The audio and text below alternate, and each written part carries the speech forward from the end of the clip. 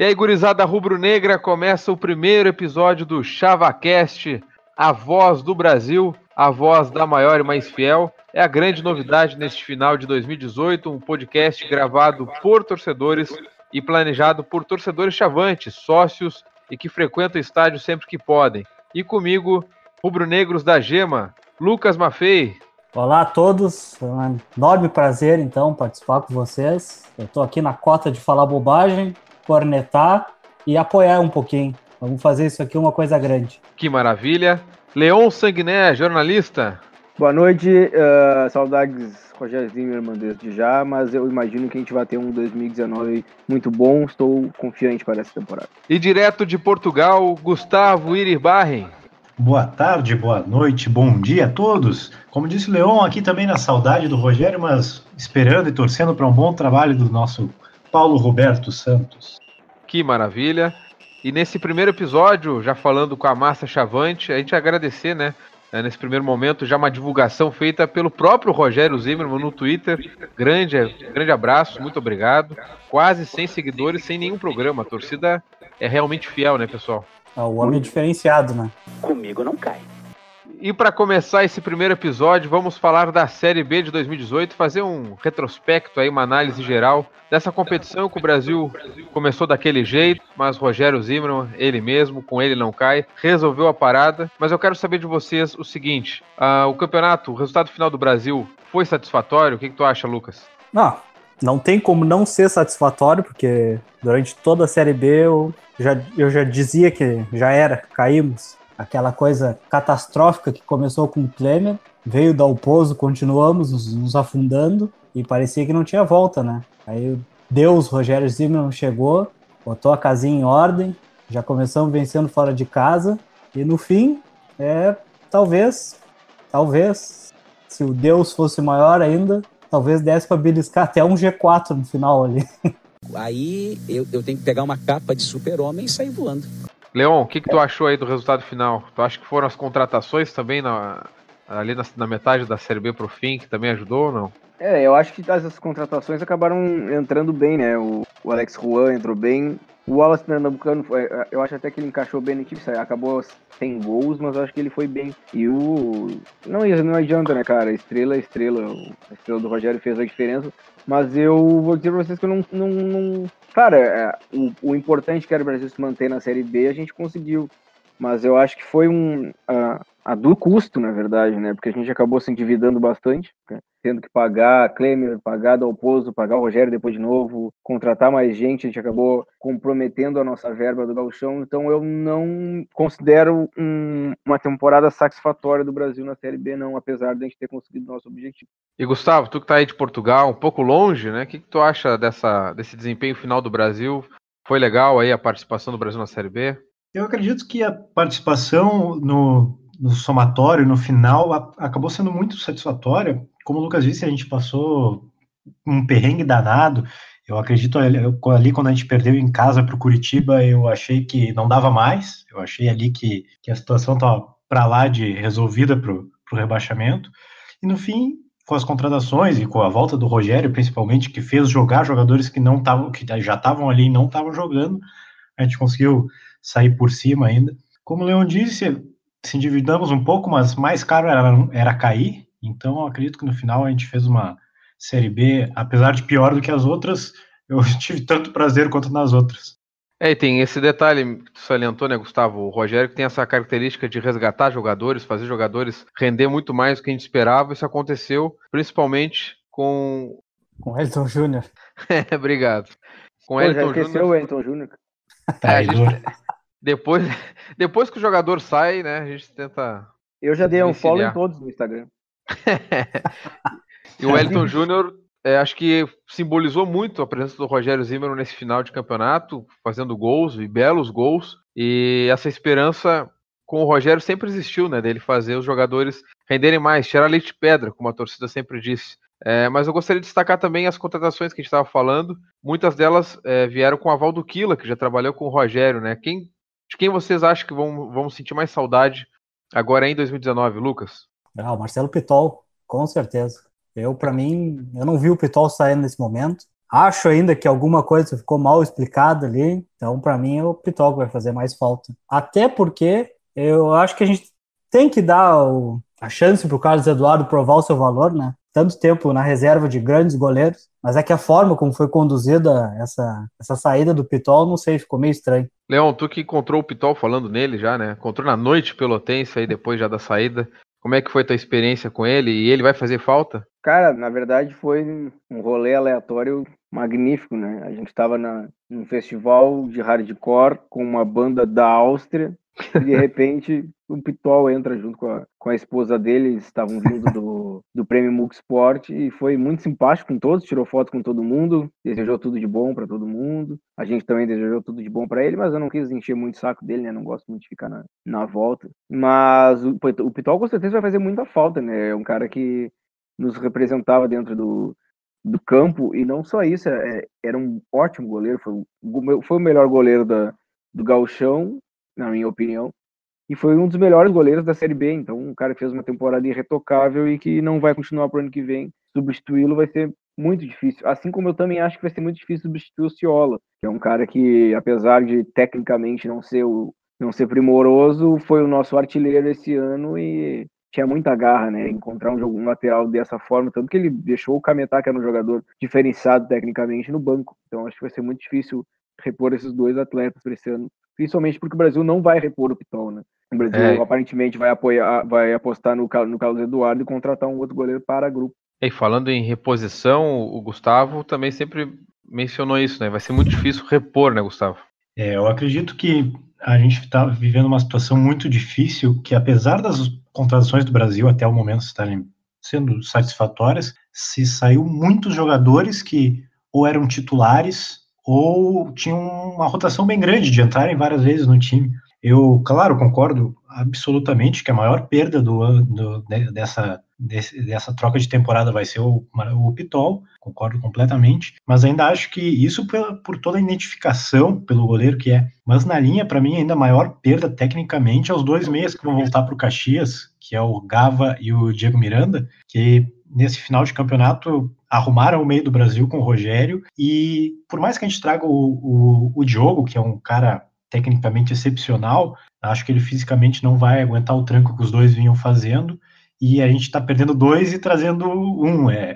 Por mais que se traga mais um, é difícil repor a altura. Acredito que a gente vai viver uma situação bem complicada, mas para o Gauchão, tranquilo, vamos ver o que vem para a Série B. E falando nisso, já em gauchão e nas contratações, o Brasil que dispensou muitos jogadores, perdeu outros, né? No caso, já citados aí do Ciola, do Itaqui, com propostas muito superiores ao do Brasil, são as informações que a gente tem, e o Brasil vem contratando, e o Brasil já tem 17 jogadores até o momento confirmados, alguns remanescentes, e eu gostaria de saber a opinião tua, Lucas. Está satisfatória em relação às contratações até do ano passado, para a preparação para esse mesmo período? O jogo é jogado, né? Mas no papel tem me surpreendido positivamente. Depois daquele susto, saiu o Rogério, e aí agora vai todo mundo junto. O pessoal que vem chegando vem ou joga a Série B, ou no caso do Fernandinho, subiu para a Série B, né? É, aquela coisa. Ano passado a gente trouxe gente da base do Inter, gente que jogava no Fluminense de Santa Catarina. Então, pelo menos, esse pessoal vem competindo em coisas tecnicamente muito melhores. Pode não dar certo, mas a chance de dar certo eu acredito que seja maior que ano passado. Antes de repassar para o Leão, que eu também quero ouvir ele, vamos falar dos jogadores que a gente já tem até o momento. São dois goleiros que já estavam aí, o Carlos Eduardo e o Marcão. O Carlos Eduardo, como a gente já estava mencionando, vai receber a oportunidade. Ambos os goleiros têm 26 anos de idade. O Carlos Eduardo tem 1,92 m de altura e o Marcão tem 2 centímetros a mais, 1,94 m. Chegou o lateral Helder, que já jogou no Juventude, lateral direito. E também o Bruno Santos, lateral esquerdo, e o Pará também, lateral esquerdo, também, que já jogou no Juventude, estava no Juventude, inclusive. Os zagueiros Leandro Camilo, Lirley e Everton são remanescentes do grupo, e a chegada também do Douglas Assis. Os volantes, Leandro Leite, José Augusto, que já estavam aí, o meia Diogo Oliveira voltando para casa, e os atacantes Michel, Luiz Eduardo, Branquinho, campeão com o Novo Hamburgo, campeão gaúcho, e Fernandinho. São 17 jogadores e as informações que a gente tem aí é que o Brasil procura ainda mais um goleiro, mais um lateral direito, 2 volantes, um meia e um atacante, além, é claro, de opções na base, na categoria de base do Brasil. Leon, tu acha que esse grupo que está sendo montado para o Gauchão vai dar conta do recado? Eu acho assim, tendo em vista a nossa realidade de ter adiantado, é o que se diz, né, 70% da cota do Gauchão para pagar as dívidas da Série B, eu acho que milagre algum vai ser feito, né? Eu acho que o Brasil vai montar o elenco com o que tem de dinheiro. O Brasil ainda, mesmo, acho que mesmo tendo adiantado essa cota, o Brasil segue tendo a vitrine da Série B e um pouco mais de capacidade financeira que os outros adversários do Campeonato Gaúcho. O Campeonato Gaúcho é uma competição que a gente sonha ganhar, mas a gente sabe que é praticamente impossível ser campeão do Campeonato Gaúcho, né? Então eu acho que pra gente se classificar, talvez chegar numa semifinal aí, o time que está sendo montado está consideravelmente positivo. O que me incomoda, mas aí é uma coisa pessoal, é tanta gente do Juventude vir que o pessoal sabe que eu não sou o maior adepto do time de Caxias do Sul. Mas a gente também, a gente brinca, mas a gente está tendo um bom retrospecto de jogadores que estão vindo do Juventude para cá e estão dando certo. Pode ver, nesses últimos anos, o próprio Diogo, o Everton jogou no Juventude. São jogadores que estão se acertando no Brasil. A gente teve o Vacaria aí, que não se sabe se teria dado certo. Eu acredito que se ele tivesse ficado com o Rogério, ele teria dado certo, com o Klemer, que não funcionou, o próprio Itaqui, como o Leão mencionou. Então, eu acho que, para mim, é muito bom que a gente tenha virado essa gangorra e a gente que agora esteja tirando jogadores deles para montar o nosso time. E de que forma essa vitrine a gente pode utilizar também a nosso favor nessa montagem? Porque o Leão destacou as dificuldades financeiras, o Brasil vai ter que se adequar a uma nova realidade para recuperar esse 2018, que foram muitos gastos, que o Leão também mencionou sobre 3 comissões técnicas, muitas contratações na reta final. De que forma o Brasil pode utilizar essa vitrine? O que vocês acham, Leão? É que assim, o Brasil ano passado se empolgou, né, e fez contratos longos com jogadores que acabaram não mostrando depois muito mais futebol, que é o caso do Luiz Eduardo e do Souza, né? São 2 jogadores que recebem um salário, imagino eu, acima do que eles já ganhavam no Gauchão do ano passado, já que houve essa renovação de contrato, e a partir daí fica mais complicado, né? Porque não tem como contratar um jogador, sendo que tu já tem ele, né? Um jogador para a posição dele, com um salário até um pouco mais acima. Para isso, teria que se desfazer pelo menos desses 2, para trazer outros, ou então apostar que eles comecem a jogar agora, o Luiz Eduardo voltar a jogar o que ele jogou no Gauchão, e o Souza jogar o que ele ainda não jogou, né? Eu concordo. O problema é uma coisa complicada, né? O dirigente tem que ter o tino, porque eu, por exemplo, sempre reclamei que o Brasil não fazia contrato longo com os jogadores, aí chegava nessa época do ano, era esse Deus nos acuda para ver quem fica, quem não fica, e se o fulano ali tivesse contrato, deu, estamos tranquilo. Mas o problema é esse, apostamos errado e agora tem um peso no elenco, né? O Luiz Eduardo, eu acho que ele pode render o que ele rendeu no Gauchão nos primeiros jogos, né? Não sei o que aconteceu, ele teve aquela lesão e depois nunca mais. Mas ele não pode ter nos enganado tanto assim. Não, agora ele é realmente um jogador com recurso.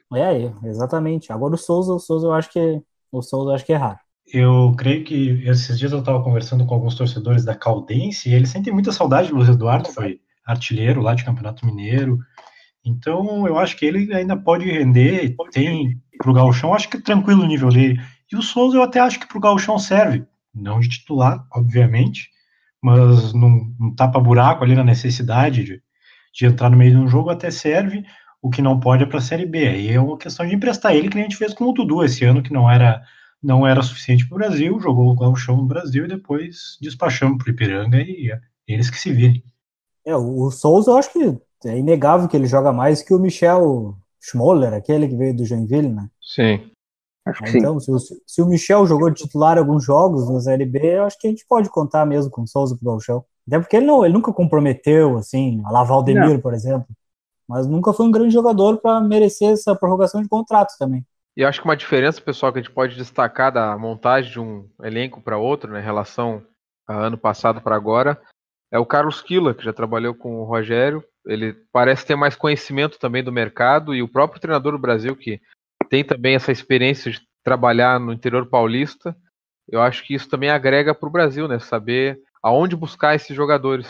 Eu acho que o Armando, que cuidava dessa parte há um tempo, saiu, e aí o Ricardinho abraçou tudo no Brasil, né?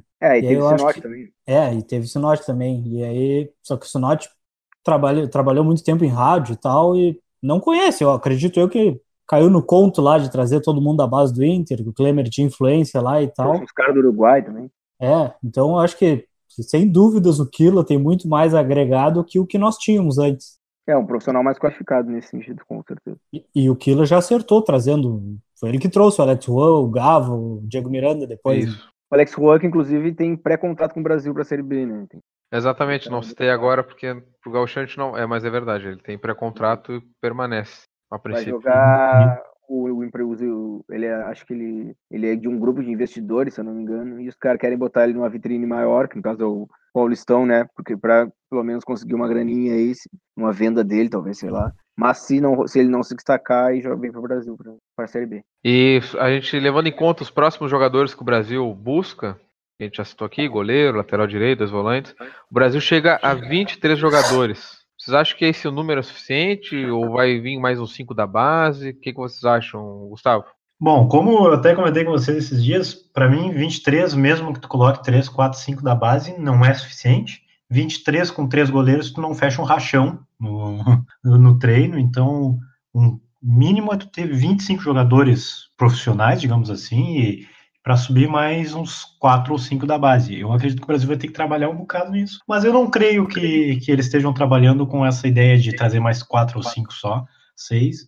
Eu acredito que internamente eles já têm algumas renovações a mais, ou tem contratações encaminhadas e nos próximos dias esse número vai aumentar significativamente. Tem alguém ainda negociando? Boa pergunta.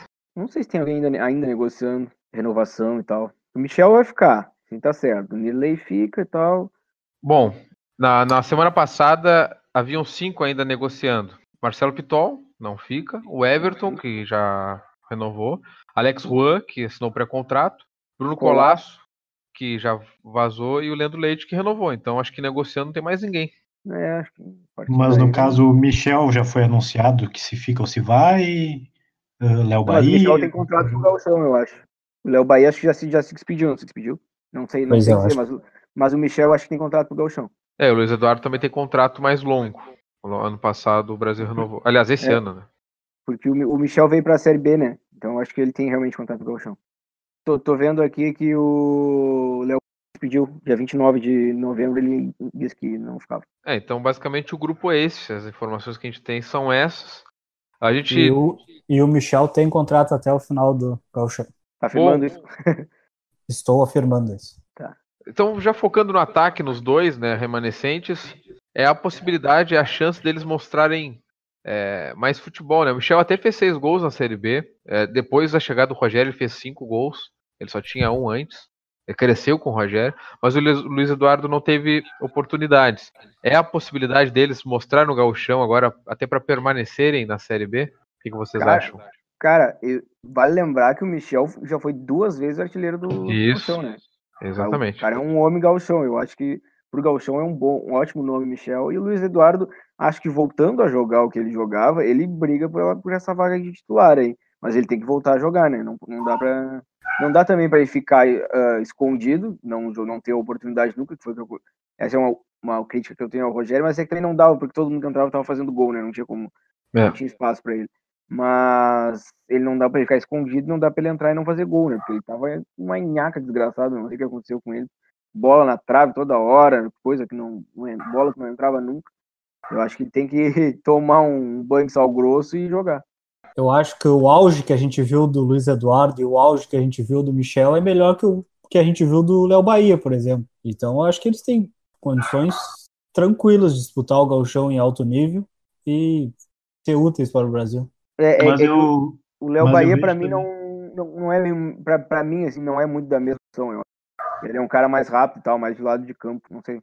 Eu ia dizer exatamente isso, que eu concordo que, para mim, eles não são jogadores de característica muito parecida com o Léo Bahia. Para mim, o Léo Bahia mostrou mais recurso, com a bola no pé, ter mais qualidade para dar um passe.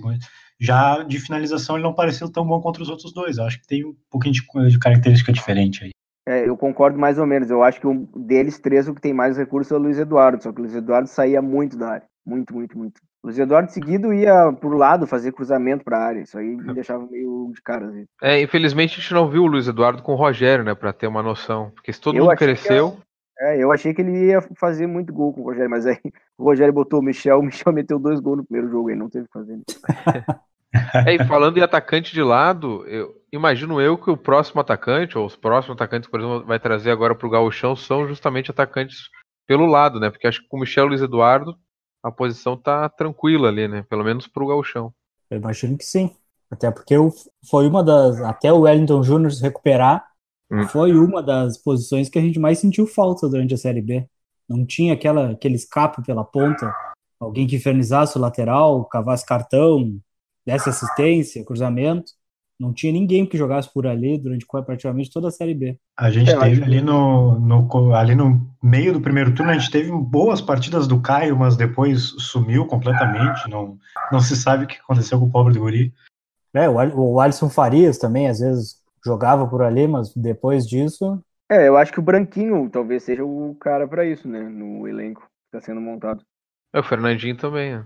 Fernandinho, mas só os dois também. Com dois centroavantes sobrevive, mas com dois jogadores para jogar nos lados só não sobrevive. Por isso que eu imagino que sejam essas posições que o Brasil vai focar agora. Se já, de repente já tá até contratado, tô esperando chegar o contrato para divulgar. Mas eu acho que ali eu vi ali que o Brasil vai contratar 2 volantes e um meia. Eu acho que tinha que ser o inverso, velho. Eu também. Porque, cara, a gente tem de meia o Pereira, que não volta, imagino que não joga gauchão, e o Diogo, que tem 36 anos, não deve jogar todos os jogos, né, cara? A gente precisa de um meia para titular e um para reserva, eu acho ainda. Eu acho que tem que ser 2 meias, e tinha que trazer, talvez ter meio 2 volantes, mas um volante pelo menos. Voltando um pouco no assunto ali, só que o Brasil, vou trazer informação aqui em primeira mão para o podcast, que o Brasil negocia com o atacante de lado Douglas Baggio. Douglas Baggio, que é criado na base do Flamengo e jogou por alguns anos no Luverdense e esse ano jogou pelo Boa Esporte, rebaixado, mas é um atacante que tem uma velocidade muito boa, tem um bom drible curto, é um cara que pode infernizar e eu acredito que desses atacantes de lado que a gente vai ter, se ele vier, ele seria titular nesse time do Brasil. Uma importante questão que o Gustavo trouxe agora vem de um time rebaixado. Eu vejo que nas redes sociais a torcida está comentando muito sobre isso, parte da torcida, é claro. São jogadores, são refúgio de time rebaixado, time de divisões inferiores. O que vocês acham disso? Isso realmente importa, Leon? Essa tem sido uma estratégia do Brasil nos últimos anos, né? Ou contratar jogadores que, apesar de terem sido rebaixados, se destacaram nos seus times, ou jogadores que estavam para subir para a Série B e não subiram, mas também se destacaram. Tem sido uma estratégia, tem funcionado, na verdade. Eu acho que o Brasil tem montado times interessantes nos últimos anos. A partir daí é bom, um grande exemplo disso é o Ciola, né? Que apesar de ter demorado para engrenar, foi um dos nossos principais jogadores. Então eu acho que, assim, tendo em vista essa situação que o Brasil se coloca sempre, de estar com um orçamento pequeno, pouco dinheiro para investir, eu acho que é uma estratégia que o Brasil pode utilizar. Tudo bem, o time foi rebaixado, mas geralmente quando o time é rebaixado, tem um jogador ali que se salva normalmente, né? E acho que é isso, essa estratégia que o Brasil tem usado, apostando nos jogadores, não nos times. Antes de passar para o Lucas a pergunta também, tem outro jogador que veio de um rebaixado e deu muito certo. Felipe Garcia estava num time do Pelotas rebaixado e deu muito certo no Brasil. Lucas, o que tu acha disso? Eu já me preocupei mais com essa questão. No início eu era um dos que me preocupava. Esse cara é refúgio. Mas vamos pensar. Geralmente o Brasil traz quem se destaca nos rebaixados. O problema seria se o Brasil trouxesse alguém que não jogou nenhum jogo em time rebaixado, por exemplo. Esse é o medo que eu tenho do Pará, na verdade. Pessoal, muita gente elogiou a contratação dele e tal, mas o Pará, todo mundo sabe que eu acompanho quando o Juventude perde, eu vou lá e vejo todas as respostas dos torcedores, vejo tudo, vejo os gols, tudo. O pessoal sempre criticando o Pará, então eu acho que o Pará vai na contramão disso que a gente está dizendo. É um jogador de time rebaixado e que não fez uma boa temporada. É que ele estava muito tempo lesionado, ele nem jogou tanto, cara. Se a gente analisar também. Eu levanto a questão para vocês. O que vocês preferem? Um jogador que foi rebaixado num time para a Série B ou alguém que se destacou no São Luís, por exemplo, no Gauchão? Na Série B, com certeza. Eu particularmente prefiro alguém que foi rebaixado na Série B. O nível técnico da Série B, a gente o nosso próprio time viu que não dá para comparar o nível técnico do Gauchão com a Série B. A gente foi vice-campeão e olha tudo que a gente penou no Campeonato Brasileiro. E tem outro detalhe que eu sempre menciono, é que um time campeão não é só feito de bons jogadores e um time rebaixado não é só feito de jogadores ruins. Isso depende muito do contexto. O Fortaleza campeão, com certeza tem jogador ali que não serve pro Fortaleza, não servia, mas como não jogou, era um jogador pré-elenco, não comprometeu. Daqui a pouco alguém cai no conto, ele veio do campeão Fortaleza, de repente nem é tão bom jogador assim. E o Boa Esporte é a mesma coisa, né? Eu vou reforçar a sua tese dando exemplo que a Série B é tão parelha que não teve nenhum time que jogou contra o Brasil e deu, que banho de bola no Brasil. Talvez tenha tido algum outro jogo, jogaram melhor. Mas o Brasil tocou 5 no Vila Nova, por exemplo, que disputava para ser campeão. O Fortaleza jogou na Baixada com nós mal das pernas e achou um gol. O Brasil jogou melhor que o CSA lá em Alagoas. Jogou muito melhor que o CSA lá. A Série B é muito parelho, o nível técnico é muito parelho. E a gente tem que ver também que eu acredito que conte mais a história do jogador, as experiências, do que a experiência atual, porque às vezes pode não dar certo por 500 fatores, não pelo jogador em si. O Ciola, a gente trouxe um Ciola que, tá bem, já fazia alguns anos, mas um Ciola que já tinha sido campeão brasileiro jogando 15 jogos como titular pelo São Paulo. Por exemplo, se a gente trouxer agora o Douglas Baggio é campeão cearense desse ano, ele ganhou uma Copa Verde, se não me engano, pelo Luverdense. Uhum. E naquela vez que nós fomos na Arena do Pantanal e tomamos 4 do Luverdense, o Douglas Baggio infernizou a nossa defesa. Então, a gente tem que ver a qualidade do jogador, as temporadas recentes no geral, do que a última temporada, exatamente. Mudando um pouquinho de assunto, já que a gente já debateu bastante sobre isso, os treinadores do Brasil. Rogério Zimmermann não ficou no Brasil. Como é que vocês receberam essa notícia? Porque estava todo mundo meio que naquela... Rogério vai renovar, tranquilo, vão montar um elenco. Foi um pouco surpreendente essa notícia, né? Como é que vocês reagiram, Lucas? Um pouco surpreendente? Não, foi totalmente surpreendente. Porque a primeira notícia, detalhe, vão anunciar a renovação do Rogério. Aí 10 minutos depois, o Brasil negocia com o Paulo Roberto para não permanência do Rogério. Como assim? Aí 10 minutos depois já tinha a foto do cara na Baixada.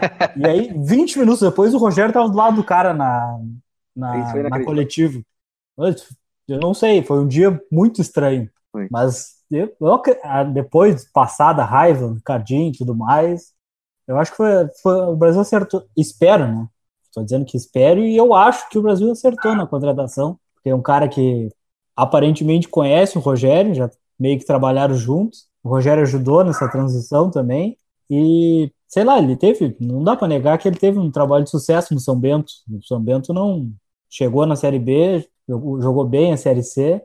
Eu acho que tem tudo para dar certo. Então, provavelmente não vai chegar aos pés do Rogério, né? Mas eu acho que pode dar certo, sim.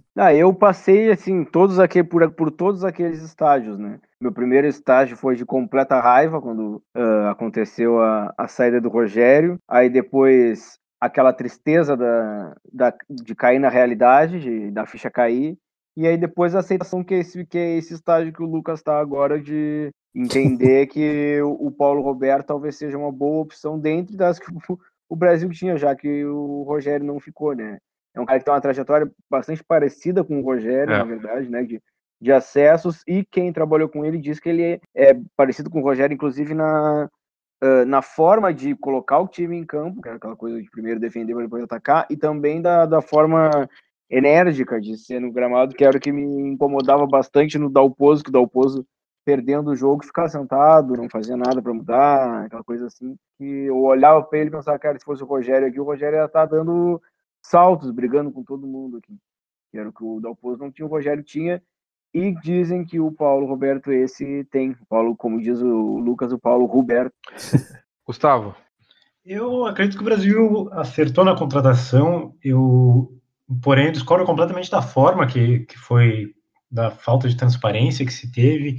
Eu acredito que a maior resistência que a gente teve nos primeiros dias foi pela forma totalmente esdrúxula que o Brasil teve para anunciar o treinador, porque para mim é um absurdo. Tá todo mundo sabendo que o Rogério vai renovar e no mesmo dia praticamente, o Rogério não vai mais. Então pelo menos vai soltando devagarinho para a torcida se acostumar, porque eu acredito que é um nome bom. O problema é que o cara pegou a batata quente, assim, jogaram para cima dele. Acho que agora a torcida vem se acalmando, vamos esperar que continue calmo, mas a gente sabe bem que por melhor que seja, por melhor que o time jogue, se começar com 2, 3 derrotas no gauchão, devido a essa situação, a torcida não vai perdoar. Eu estava vendo aqui a trajetória do Paulo Roberto Santos no São Bento, e como o Leão destacou, é uma trajetória muito parecida com a do Rogério.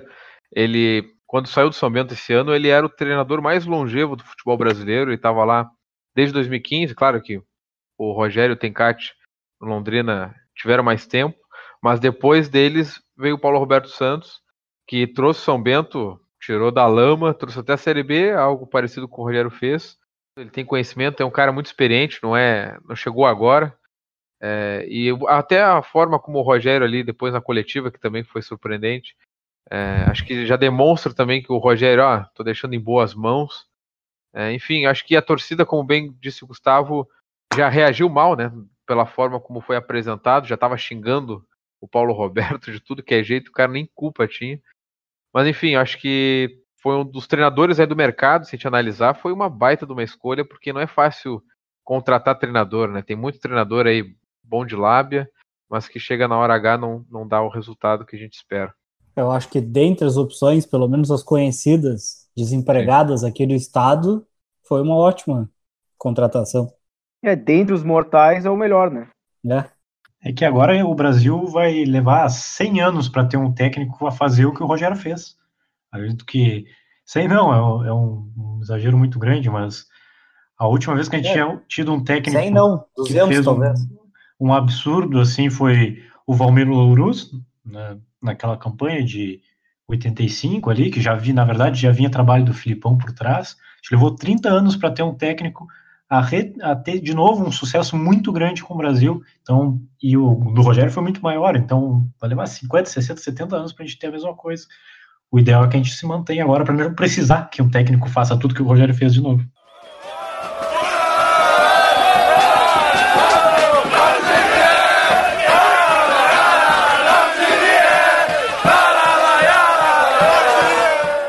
Então vamos às categorias de base do Brasil, que pouco tempo depois de ter retornado às atividades, retomado aí os trabalhos, o Brasil Sub-19 conquistou a Copa Federação Gaúcha de Futebol no último sábado no estádio Nicolau Fico. Além da Taça do Armário, também traz uma boa perspectiva de jogadores aí que o Brasil pode aproveitar e vai aproveitar já entre os profissionais para o Gaúchão. Eu gostaria de saber de vocês, foi surpreendente esse resultado? O que tu acha, Lucas? O resultado da final ou o resultado do campeonato em si? Do campeonato em si. Olha, eu acredito que sim, porque tinha Juventude. O Novo Hamburgo geralmente faz bons times na base também. Eu não sei, eu tenho a Lajadense. Sim, ia mencionar o Lajadense, que é outro que eu também sempre acho que tem bom time na base. E dentro desses todos, o Brasil conseguiu ser o campeão. E ontem eu estava ouvindo as entrevistas pós-jogo, e esse mesmo time que jogou essa Copa Sub-19, mais os reforços de quem não jogou no profissional durante a Série B, seria o time que o Brasil jogaria a Copa Vianney Carlé. Então, mais uma vez, eu acho que o Brasil fez o correto em não jogar a Copa Vianney Carlé e jogar essa Copa, porque eu sinceramente acho que essa gurizada não aguentaria o pique da Copa Vianney Carlé jogando com, imagina um Brapel, por exemplo, Brasil Farroupilha, jogando com profissionais. Então acho que foi ótimo para dar bagagem para essa gurizada, e nada melhor que dar bagagem sendo campeão, né? Eu acho que o título na base é o de menos, mas se o Brasil quiser ser campeão todo ano, por mim pode ser campeão todo ano. E só para fazer um resgate, que eu meio que pulei etapas aqui, o Brasil perdeu apenas um jogo na estreia para o Novo Hamburgo, com um time um pouco diferente do que terminou o campeonato. E o Brasil venceu no agregado por 4-1 o Oriente de Canoas, um time que o Brasil não tinha perdido ainda no campeonato, ele tinha enfrentado 2 vezes antes da final, venceu em Pelotas e empatou em Canoas, e acho que a grande final do Brasil foi na semifinal contra o Novo Hamburgo, venceu fora e empatou em casa, foi o grande desafio aí por esse elenco chavante. Leon, não sei se tu chegou a acompanhar o time, mas qual é a tua avaliação aí do resultado do campeonato também, mas até mesmo na final, né? O placar elástico aí no agregado. Na verdade, eu fiquei muito feliz com esse título que o Brasil conquistou. Eu, sinceramente, não entendo muito bem de o que os times têm de importância para essa Copa, mas é muito interessante ver o Brasil disputando já esses títulos, conquistando esses títulos, né? E com sempre jogadores se destacando. Ano passado, o Krigor se destacou nesses campeonatos da base. Agora a gente tem o Fabrício, que fez uns quantos gols, né? Nessa reta final, principalmente. Então, o Brasil parece estar num caminho muito, muito certo de trabalho na base, assim, ó, eu não acompanho tanto, né, mas eu imagino que o Brasil esteja numa fase, num caminho muito bom, assim, na base, para melhorar, claro, né, o Brasil recém começou a voltar a ter base, mas estamos já com um início bem promissor. Gustavo, tu que sempre avalia, na minha opinião, né, muito bem aí jogadores, como é que tu acha que pode utilizar essa gurizada aí no time no profissional, né? Dá para utilizar agora? Como é que tu acha? Eu creio que tem que ter calma nesse critério, porque o título da base é fantástico, é a coroação de um trabalho que está sendo muito bem feito, começando muito bem, mas tem que ter calma. Às vezes a gente tem que entender que o jogo da base é completamente diferente do jogo de gauchão, por exemplo, como o Lucas falou, completamente diferente de aguentar o pique de uma copinha, por exemplo. Por exemplo, ano passado a gente subiu o Krigor e o Luiz Henrique, não tiveram muita amostragem, mas também não renderam muito diretamente no time profissional. Então tem que ter calma. Eu acredito que os guris têm capacidade de compor o grupo, mas ainda mais num campeonato tiro curto como o gauchão, a gente tem que ter muito cuidado em tentar utilizar eles como até mesmo como reservas imediatas, digamos assim. Eu vou repassar a escalação aqui da final, do time que saiu campeão ali do estádio Nicolau Fico, que inclusive recebeu um grande público. Acho que mais de 1.000 torcedores do Brasil tranquilamente estavam no Nicolau Fico para apoiar. Inclusive, um destaque, a torcida do Brasil aí sedenta por poder usar as bandeiras de mastro, fumaça, usou de tudo nesse jogo, porque estava liberado. É realmente triste, o Brasil não conseguiu utilizar isso nas partidas na Série B, no Gauchão, enfim, é só um adendo, né? Mas o Brasil foi escalado com o goleiro João Augusto, Leonardo, Jacone, Eduardo, Noé, Pedro, depois Samuel, Igor, Kleiber, Otávio, depois Rafael, Christian e Fabrício, o técnico Alisson da Silva. Eu acompanhei em loco, dá para dizer assim, né? A partida foi com o meu pai lá. E me agradou bastante o time do Brasil. É claro que tem alguns jogadores que se destacam um pouco mais, que é o caso do Fabrício, que ele é quase um marca-texto ambulante, tanto que se destaca dentro de campo.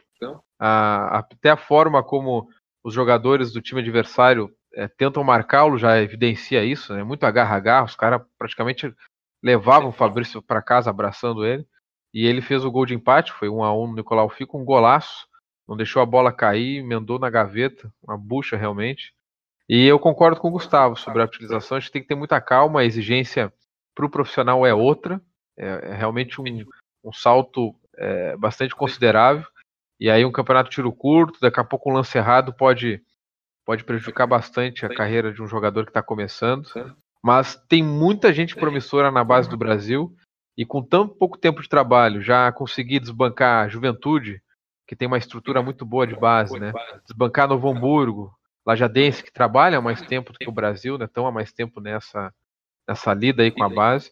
Eu acho que é bastante animadora o trabalho realizado pelo Brasil nas categorias de base, e se render frutos já a curto prazo, aí já para o gauchão, pelo menos para formar o elenco, completar o elenco, acho que já é uma grande conquista aí para o Brasil. E nisso a gente tem que implorar para o nosso querido presidente que, conforme, diferente do que ele anunciou, ele não reduza os gastos com a categoria de base. A gente sabe que a situação financeira não é boa, mas está na hora de buscar outras formas de renda, buscar melhores patrocínios, melhores planos de sócio, e não acabar com o futuro, acabar num termo exagerado, mas a categoria de base é a promessa de renda no futuro. O Brasil o que 10 mil sócios vale no ano é um jogador que surja bem no ano, pode valer. Então, a gente torcer para não reduzir esse esforço, que está dando tão certo, e continuar saindo jogadores para o grupo profissional, que é o que a maioria dos times que tem base fazem seguidamente. Além disso, existem informações de que Brasil e Farroupilha estão conversando para que o Brasil ceda alguns desses jogadores para o próprio Farrapo para disputar a divisão de acesso. Na avaliação de vocês, é uma boa esse empréstimo? O que tu acha, Lucas? Acho que é uma ótima. Sempre que der para esses jogadores ganharem rodagem, como é que eu posso dizer? É melhor que o jogador jogue em outro time e se destaque e chegue pronto para o Brasil, do que ele entre num jogo no Brasil, entrega uma bola, por exemplo, ou perca um gol e nunca mais tenha chance no Brasil. Então eu prefiro que ele chegue pronto para o Brasil para não entregar essa bola, para não errar esse gol, e para ter mais chances de dar certo, digamos assim. Então, por exemplo, o ano passado a gente já emprestou alguns jogadores para o esportivo, para jogar a divisão de acesso. Eu acho que é importante dar essa rodagem para esses jogadores, porque, como a gente já falou aqui, a diferença pro profissional é bem grande, e jogar um jogo no meio dos guris, jogar um jogo no meio dos adultos, igual meu pai dizia, é bem diferente. Leão, o que tu acha?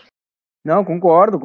Inclusive, nesses jogadores para o esportivo que disputaram, quase subiram, né? Acabaram sendo eliminados na divisão de acesso, mas quase subiram. Estava o Eduardo, que jogou agora esse campeonato do 19, né? Foi campeão agora. O Eduardo jogou ano passado pelo esportivo, foi emprestado. Então é um cara que já jogou com profissionais ano passado, se eu não me engano, chegou a ser titular em algumas partidas do esportivo. Acho que ele até não era a da zaga titular, mas ele jogou alguns jogos pelo esportivo ano passado. Então já é um jogador que já tem uma rodagem, né? Então eu sempre sou muito favorável a esses empréstimos dos jogadores da base, para eles pegarem rodagem, principalmente quando der para jogar nos profissionais, né? Porque não é o caso, por exemplo, do Luiz Henrique, que foi emprestado para jogar na base do Inter. Esses jogadores foram emprestados para jogar no profissional, com jogadores de porte profissional, com corpo, né, de jogador profissional, que é uma diferença muito grande. Então, esses jogadores já pegam uma noção maior do que é um jogador com uma mentalidade profissional jogando. E com a própria carga emocional que é o jogo profissional, né? Exatamente, o Eduardo jogou o mata-mata para subir pro gauchão, né? Sim. E as dificuldades de jogar no interior também, né? O mata-mata é um gramado talvez não tão bom, e envolvendo torcida, envolvendo o acesso, realmente é um grande aprendizado para eles. E para mim, um jogador que se destaca no sentido, faz boas apresentações numa divisão de acesso, para mim tem total condição de ser um bom reserva para o gauchão, pensando num guri que está recém chegando no futebol, né? Diferente de um guri que se destacou muito na Copinha Sub-19, que pode ou não ser suficiente para o profissional para um gauchão. Então, eu acho que esse empréstimo para a divisão de acesso é um grande caminho. Não sei se Farroupilha é o melhor caminho, mas o empréstimo é o bom. Então, pessoal, aproveitando o gancho da categoria de base do Brasil, nossa primeira atração, nosso primeiro entrevistado aí do nosso podcast, Fabrício, goleador da base Chavante, que gentilmente respondeu às nossas perguntas aí, algumas perguntas rápidas sobre o trabalho dele no Brasil e esse início de carreira, né? E na primeira pergunta que a gente fez para ele, falando aí da taça, da forma como foi o goleador e com gols muito bonitos, a gente pediu para ele nos explicar como é que é a convivência e quais aprendizados que ele tem tido aí no clube, com o Cirilo, nosso ex-zagueiro, saudades, com o Alisson, treinador, e com o Cacau também.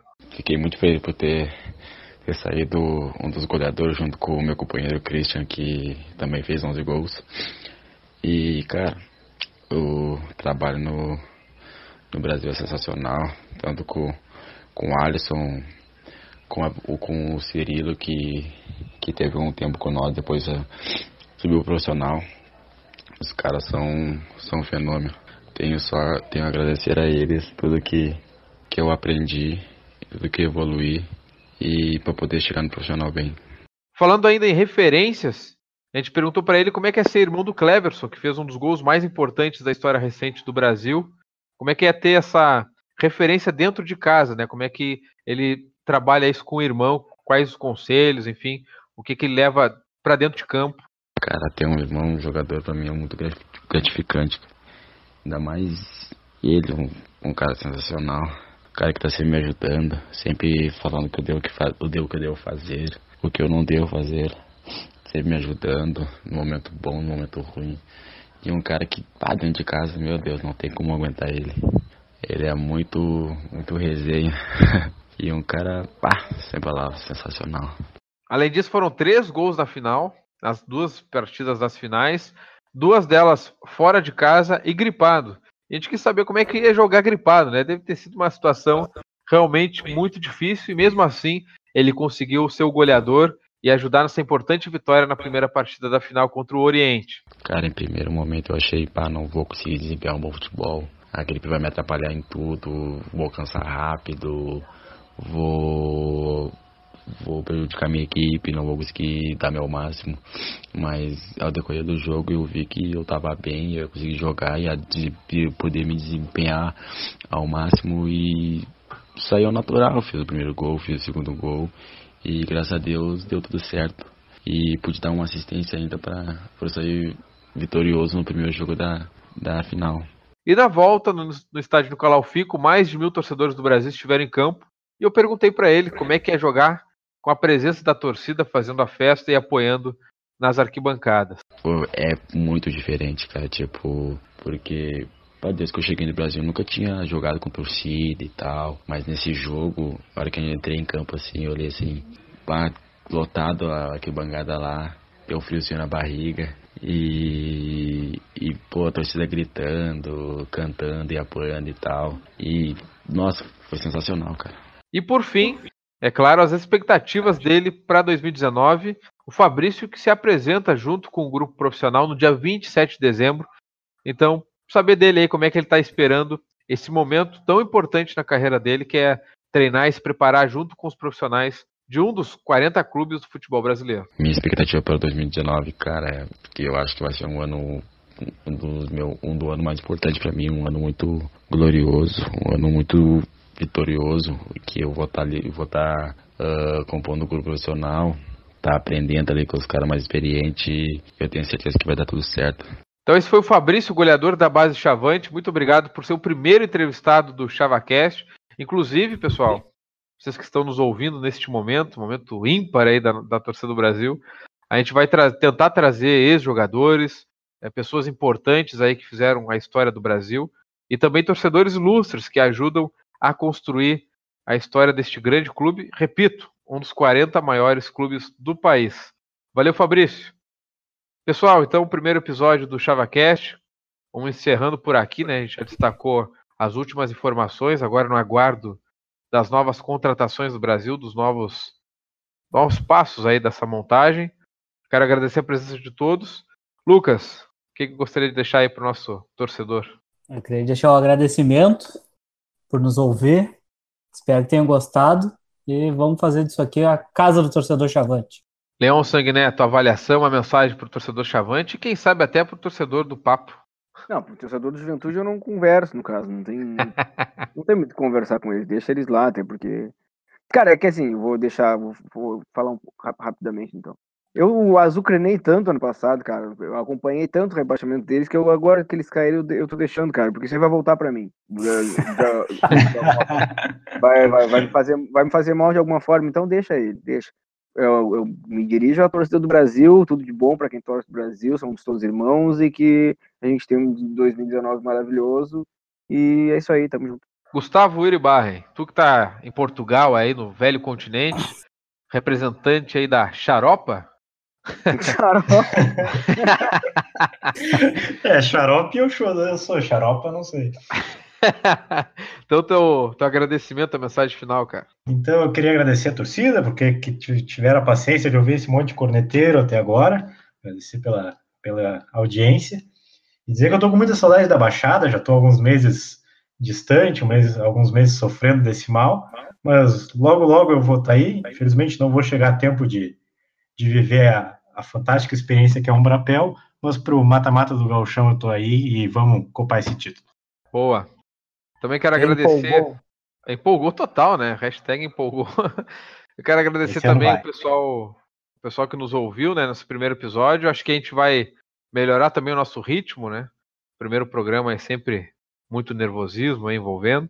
Mas a gente promete muito trabalho para a torcida do Brasil. Acho que é um podcast que a torcida do Brasil merece. É uma torcida muito consumista aí do que acontece com o clube.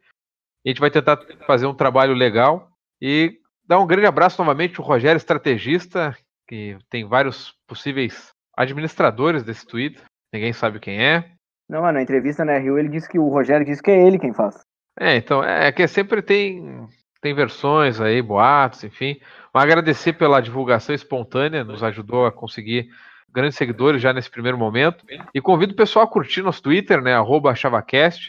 E a página no Facebook também, ChavaCast, vai publicar o podcast no Facebook, em várias plataformas aí também de streaming, de podcast, Spotify também vai estar. Então, agradecer mais uma vez. Estamos entre os 40 maiores do país, né? Então, a gente tem que ter um podcast dedicado para nossa torcida. Estamos com 84 seguidores agora. Olha, é informação em tempo real de Leão Sanguinário. Grande abraço e vamos encerrar com o hino.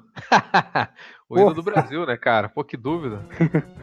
Ô, Pedro, queria mandar mais um abraço antes da gente terminar. Mandar um abraço pro... Pra uma guria? E aí, guria? Mandar um abraço pro Marcelo Barbosa, que já nos desejou sorte lá e quem sabe a gente consegue uma vaguinha no blog ali pra gente ter uma parceria legal. Quem sabe o futuro nos olha aí, ó. É isso aí. Vai tá lembrança aí do pessoal do blog Chavante. Grande abraço. Fabrício Cardoso também, né, nos desejou sorte. Então, enfim, muita gente torcendo para que o projeto dê certo. É isso aí. E esse projeto não é nosso, é da torcida do Brasil, né? É, exatamente, com certeza. Até porque muitos torcedores vão passar por aqui ainda. É um podcast feito pela torcida para a torcida. Brasil, Brasil, Brasil, força e vontade, cheio de graça. Brasil, Brasil, Brasil, nós este ano vamos vencer.